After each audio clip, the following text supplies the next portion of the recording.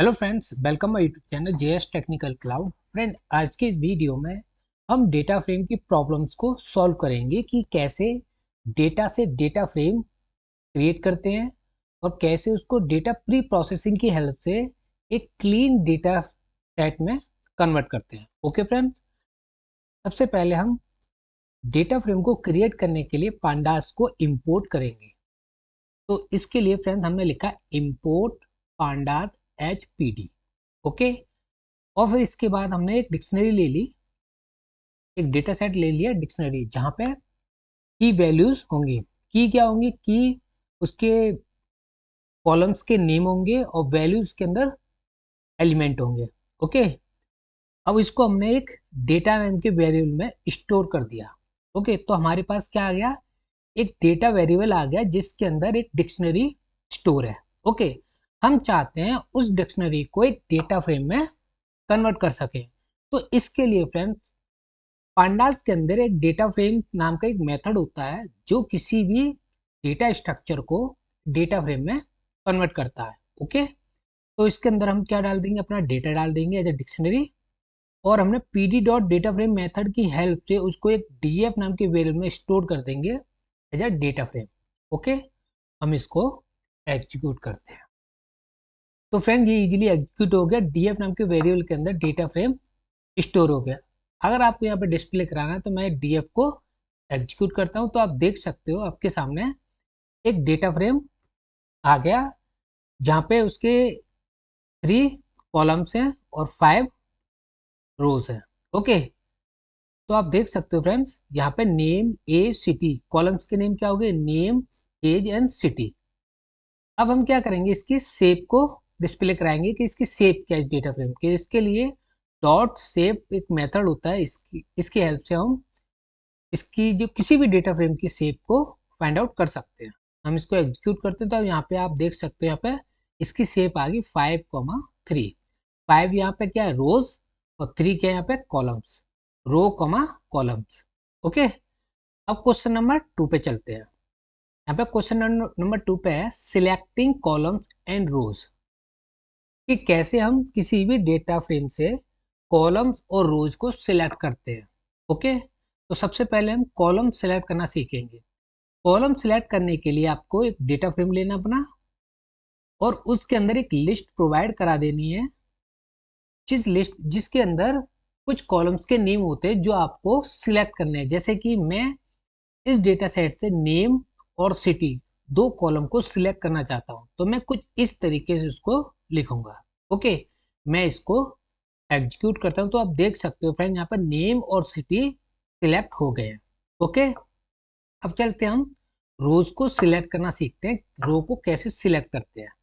तो फ्रेंड, इसके लिए आपको अगर किसी डेटा फ्रेम के अंदर से एक रो सिलेक्ट करना है, तो आपको किसी एक कॉलम की वैल्यू को चूज करना पड़ेगा कि हमें इस कॉलम की इस वैल्यू के सारे एलिमेंट चाहिए, पूरा रो चाहिए। जैसे कि मैंने डेटा फ्रेम का एक नेम ले लिया कॉलम, जहाँ पे नेम चार्ली होगा वो पूरा रिकॉर्ड हमारे पास आ जाए।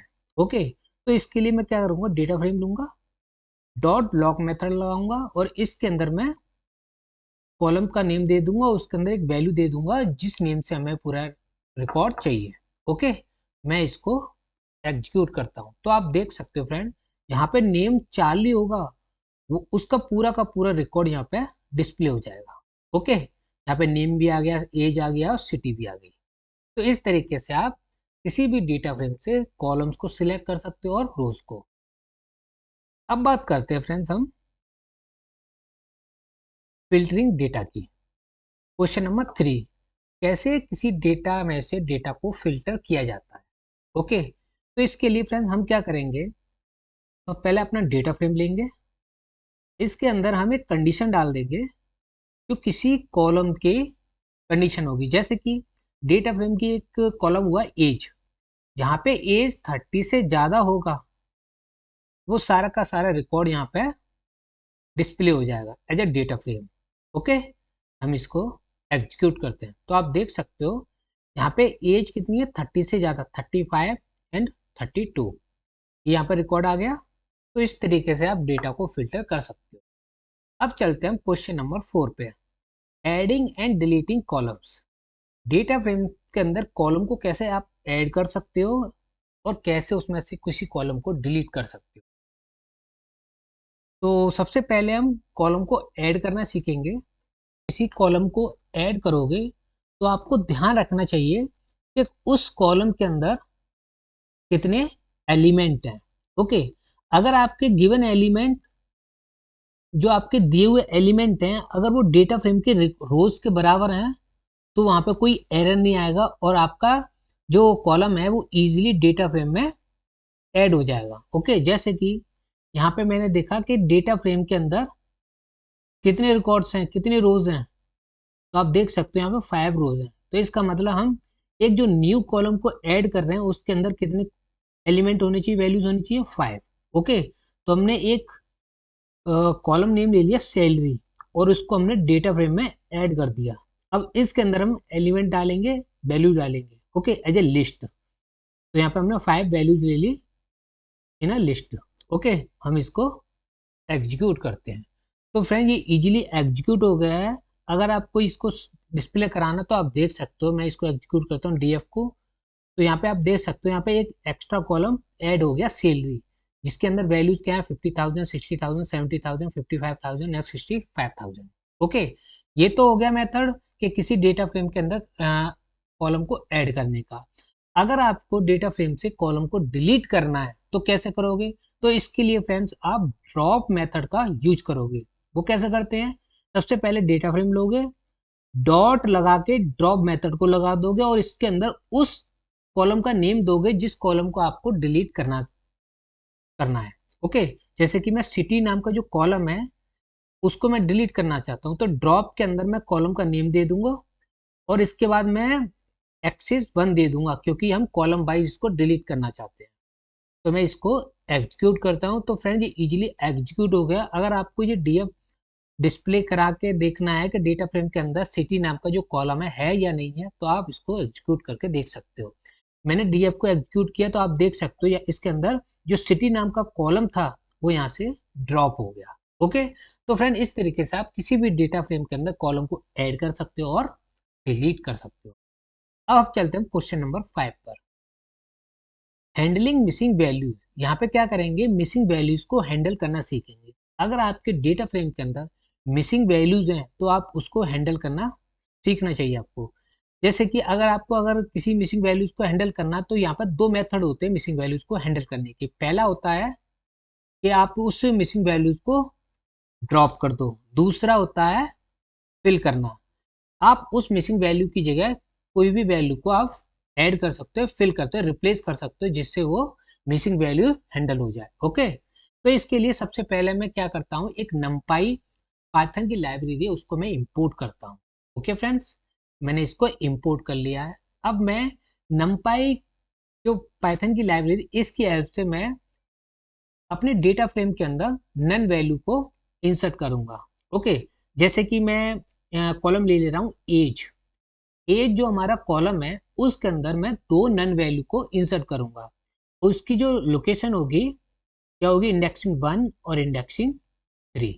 ओके, तो इसके लिए मैं क्या करूँगा, df डॉट लॉक मेथड को लगाऊंगा और इसके अंदर मैं इंडेक्सिंग दे दूंगा और दूसरा पैरामीटर दूंगा मैं कॉलम का नेम। ओके, तो मैं यहाँ पे 2 जो नन वैल्यूज हैं उनको अलग अलग इंडेक्सिंग पे एज कॉलम के अंदर इंसर्ट कर रहा हूँ। ठीक है, तो मैं इसको एग्जीक्यूट करता हूँ। तो फ्रेंड आप देख सकते हो यहाँ पर मैं जब डीएफ को डिस्प्ले कराऊंगा, एग्जीक्यूट करता हूँ, तो आप यहाँ देखोगे इंडेक्सिंग 1 जिस जहाँ के एज के अंदर क्या है, नन वैल्यूज, और ऐसी इंडेक्सिंग 3 जिसके अंदर एज के अंदर क्या है, नन वैल्यूज। ओके, तो आप किसी भी नन वैल्यूज को इंसर्ट कर सकते हो अपने डेटा फ्रेम में इस मेथड से। अब हम क्या करेंगे, अब हम इसको हैंडल करेंगे। तो पहला मेथड है फिल करने का। हम नन की जगह कोई और वैल्यू डाल सकते हैं। उसके लिए क्या मेथड होता है, हम डेटा फ्रेम का कॉलम लेंगे, ठीक है, जैसे कि एज ले लिया, डॉट हम लेंगे फिल एनी मेथड। ये क्या करता है, ये फिल एनी वैल्यू को लेता है और जहां पे नन वैल्यू होगी जिस कॉलम के अंदर, उस कॉलम के अंदर नन वैल्यू की जगह उस वैल्यू को रिप्लेस कर देगा। ओके, अब कौन सी वैल्यू लेनी है, यहाँ पे मैंने फ्रेंड्स जो एज हमारी ऑलरेडी है ना कॉलम्स है, उसका जो मैंने मीन निकाला उसको मैं यहाँ पे रिप्लेस कर सकता हूँ। अगर यहाँ मैं इसकी मीन की जगह 1 भी रख सकता हूँ, 0 भी रख सकता हूँ, या किसी भी स्ट्रिंग को ऐड कर सकता हूँ। ओके, तो यहाँ पे मैंने उस एज की मीन वैल्यू को ले लिया है। ठीक है, तो मीन वैल्यू मैं निकालने के लिए ये मेथड होता है, और इसको मैंने फिल कर दिया और इसको एक न्यू डेटा फ्रेम के अंदर जो एज है उसके अंदर स्टोर कर दिया। ओके, मैं इसको एग्जीक्यूट करता हूँ। तो फ्रेंड्स ये इजीली एग्जीक्यूट हो गया है, और यहाँ पे जो एज था, सॉरी, एज के अंदर जो दो नन वैल्यू थी, यहाँ पे क्या आ जाएगा, यहाँ पे आप देख सकते हो, मैं इसको जब एग्जीक्यूट करता हूँ तो यहाँ से नन वैल्यू रिप्लेस हो जाएगी मीन वैल्यू से। तो आप देख सकते हो इंडेक्सिंग 1 और इंडेक्सिंग 3 पे यहाँ पे जो एज थी, यहाँ पे वो रिप्लेस हो गई with mean value of age. Okay, अब हम चलते हैं नेक्स्ट। अब दूसरा जो कॉलम है उसके अंदर एक नन वैल्यू को इंसर्ट करेंगे। तो हम सैलरी नाम का जो कॉलम ले लिया, अब उसके अंदर जो इंडेक्सिंग 2 है वहां पे हम एक नन वैल्यू को इंसर्ट करेंगे। ठीक है, तो हम इसको एग्जीक्यूट करते हैं। तो आप देख सकते हो यहाँ पे मैंने इसको एग्जीक्यूट करा दिया, और जैसे ही मैं इसको एग्जीक्यूट करता हूँ अपने डेटा फ्रेम को, तो आप देख सकते हो जो सैलरी है, सैलरी के अंदर जो इंडेक्सिंग 2 है, यहाँ पे क्या एक नन वैल्यू इंसर्ट हो गई। अब मैं इसको हैंडल करूंगा। ठीक है, अब इसको हैंडल करने का सेकंड मेथड क्या है, ड्रॉप करना। तो आप यहाँ पे ड्रॉप कर सकते हो। इसके लिए आप क्या करोगे, ड्रॉप एन एक मेथड होता है, इसकी हेल्प से आप किसी भी मिसिंग वैल्यू को ड्रॉप कर सकते हो, डिलीट कर सकते हो। ओके, तो मैं लिखूंगा यहाँ पे df dot drop N A, और इसके अंदर मैंने एक सबसेट ले लूंगा जिसके अंदर मैं एक अपनी कॉलम का नेम ऐड कर दूंगा। ठीक है, मैं इसको एग्जीक्यूट कराता हूँ, ये इजीली एग्जीक्यूट हो गया। अब मैं इसको अपने डेटा फ्रेम को डिस्प्ले कराता हूँ। तो आप देख सकते हो फ्रेंड, जहां ऊपर की तरफ जो इंडेक्सिंग 2 है नन वैल्यू थी, ये पूरा का पूरा जो इंडेक्सिंग 2 वाला रो है ये यहाँ से डिलीट हो जाएगा ड्रॉप एनी के हेल्प से। ओके, तो आप देख सकते हो आफ्टर ड्रॉपिंग सेल, देख सकते हो फ्रेंड, यहाँ से जो सैलरी के अंदर नन वैल्यू वो यहाँ से ड्रॉप हो गया। ओके, अब हम चलते हैं क्वेश्चन नंबर 6 पे, सॉर्टिंग डेटा। डेटा को कैसे सॉर्ट किया जाता है। तो इसके लिए फ्रेंड एक मेथड होता है सॉर्ट अंडरस्कोर वैल्यूज नाम का। ठीक है, उसकी हेल्प से हम किसी भी डेटा फ्रेम के अंदर किसी भी कॉलम को लेके उसको सॉर्ट कर सकते हैं। जैसे कि मैंने लगा दिया यहाँ पे सॉर्ट अंडरस्कोर वैल्यू नाम का method df dot sort underscore values, और इसके अंदर मैंने एक लिस्ट प्रोवाइड करा दी जिसके अंदर दो क्या है, आपके दो कॉलम्स नेम है। बाई किसके द्वारा आप सिलेक्ट सॉर्ट करना चाहते हो, by salary and name. Okay, ascending का एक जो पैरामीटर है उसके अंदर हम क्या कर देंगे, फॉल्स एंड ट्रू। ओके, तो इस तरीके से आप इसको सॉर्ट करते हो। मैं इसको एग्जीक्यूट करता हूँ, ये इजीली एग्जीक्यूट हो गया। हम डिस्प्ले करते हैं अपने डेटा को, तो आप देख सकते हो जो सैलरी है डिसेंडिंग, असेंडिंग जब हमने पैरामीटर लिया तो इसके अंदर हमने क्या कर दिया था, फॉल्स, इसका मतलब डिसेंडिंग। तो सैलरी यहाँ पे क्या हो जाएगी, डिसेंडिंग में 65,000, 60,000, 55,000, 50,000। ओके, तो इस तरीके से आप डेटा को सॉर्ट कर सकते हो। अब चलते हैं हम क्वेश्चन नंबर 7 पर, ग्रुपिंग एंड एग्रीगेशन। ये ग्रुपिंग एंड एग्रीगेशन होता क्या है फ्रेंड, जब भी आप किसी भी डेटा फ्रेम के अंदर देखोगे तो कुछ कॉलम्स ऐसे होते हैं जिसके अंदर जो एलिमेंट्स होते हैं वो एक तरह से हम बोल सकते हैं जैसे कि रीजन वाला कॉलम हो गया, जिसके अंदर north region, south region, east region, west region, 4 region हो गए और उनकी अलग अलग वैल्यूज होती है। अगर हम उसको ग्रुप करके उनके जो जैसे कि किसी रीजन पर कितनी सेल होती है, उनको सेल को हम एग्रीगेट कर सकते हैं। एग्रीगेट का मतलब कुछ ऐसे फंक्शन लगा सकते हैं जैसे कि सम फंक्शन, सेल को हम ऐड कर सकते हैं, सेल की एवरेज निकाल सकते हैं। ठीक है ना, तो यहाँ पे हम इसको सॉल्व करेंगे। ओके, अब क्या करते हैं, हम डेटा फ्रेम के अंदर एक कॉलम को ऐड करेंगे जिसका नाम है डिपार्टमेंट। ठीक है, और डिपार्टमेंट के अंदर हम वैल्यू दे देंगे HR IT, HR IT। Okay, हमने यहाँ पे 4 वैल्यू ली, 4 वैल्यूज। ओके, क्योंकि हमारे जो डेटा फ्रेम के अंदर जो रिकॉर्ड है वो 4 है। ठीक है, तो इस मेथड से हम एक न्यू कॉलम को ऐड कर देंगे डिपार्टमेंट नेम को। हम इसको एग्जीक्यूट करते हैं, जैसे हम इसको एग्जीक्यूट करेंगे यहाँ पे एक कॉलम ऐड हो गया है, क्या, DF नाम का, सॉरी डिपार्टमेंट नाम का। जब आप देखोगे मैंने DF को जब एग्जीक्यूट कराया है तो यहाँ पे एक 4th वाला जो कॉलम है डिपार्टमेंट वो यहाँ पे ऐड हो गया। ठीक है, तो यहाँ पे टोटल 4 कॉलम्स हो गए। अब हम क्या करते हैं, हम इसके ऊपर हम क्या ग्रुपिंग एंड एग्रीगेशन फंक्शन को अप्लाई करेंगे।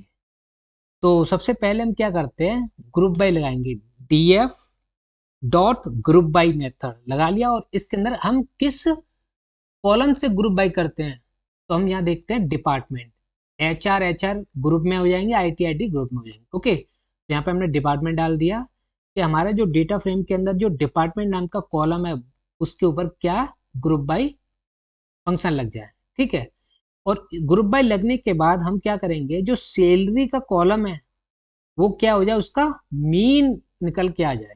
ठीक है, तो हम इसको एग्जीक्यूट करते हैं। जैसे मैंने इसको एग्जीक्यूट किया तो आप देख सकते हो यहाँ पे डिपार्टमेंट HR IT क्या हो गया, ग्रुप हो गया। ठीक है, हम क्या करेंगे, इसको एक न्यू डेटा फ्रेम को एग्जीक्यूट कराते हैं। ठीक है, तो आप देख सकते हो फ्रेंड, यहाँ पे जो आपका जो डेटा फ्रेम है इसमें से आप देख सकते हो यहाँ पे डिपार्टमेंट ग्रुप बाय में HR हो गया, IT, दो ग्रुप बन गए, और उसका क्या हो जाएगा, सम हो गया यहाँ पे।